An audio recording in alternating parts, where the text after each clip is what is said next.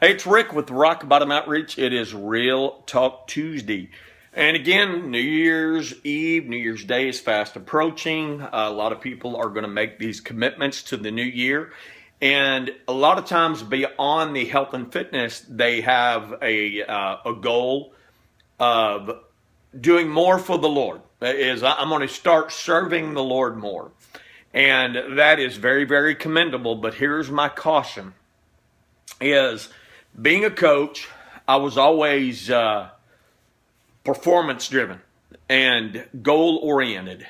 And I guess, felt that that's exactly what God wanted from me, that the more I performed for him, the more pleased he would be. And here's where I'm going with this. I have a lot of people at Christmas time that talk about these elaborate gifts that they get from their spouse. Expensive bracelets, colognes, mink coat, but yet they almost are sad. And you say, well, it sounds like you had a great Christmas.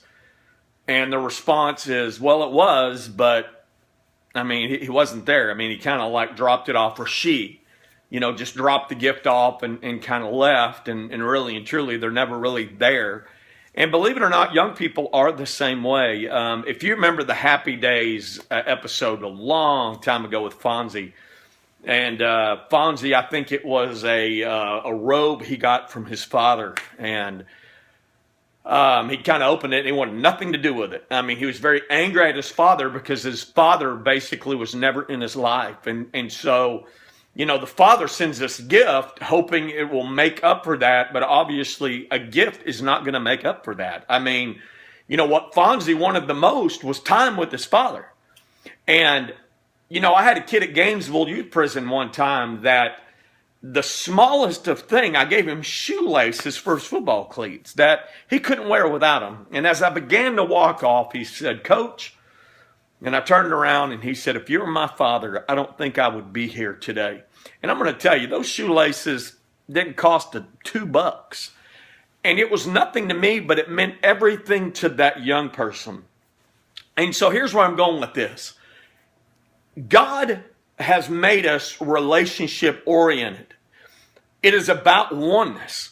He talks about oneness in marriage, talking about equally yoked, talking about relationships within the home, and how we build that foundation. And not once does he talk about the value of a gift or the cost of a gift. Because I promise you, if you ask a young person, young or old, what they missed most about growing up, it would not be an Xbox 360. If they did not have a father or a mother in the home, I guarantee it would be that. Those are things we take for granted. And how many times in relationships we justify our absence and trying to make up with it with gifts. But what's missing? It's that oneness. And this is what I'm talking about. If your goal is to serve the Lord more this year, I applaud you. And you're welcome to come on board with Rock Bottom Outreach. But here's the deal. God desires a personal relationship with you more than any of that. And there's many times God just wants you to be alone with you more than anything. He wants to talk to you. He wants you to talk to him. How sad it would be if this verse was you.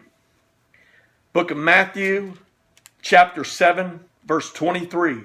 "Then I will tell them plainly, I never knew you, away from me." How sad would it be that you did all this stuff for God, but you never had a personal relationship? See, that's what I'm talking about today. Making real changes, and the first change is giving Jesus a try.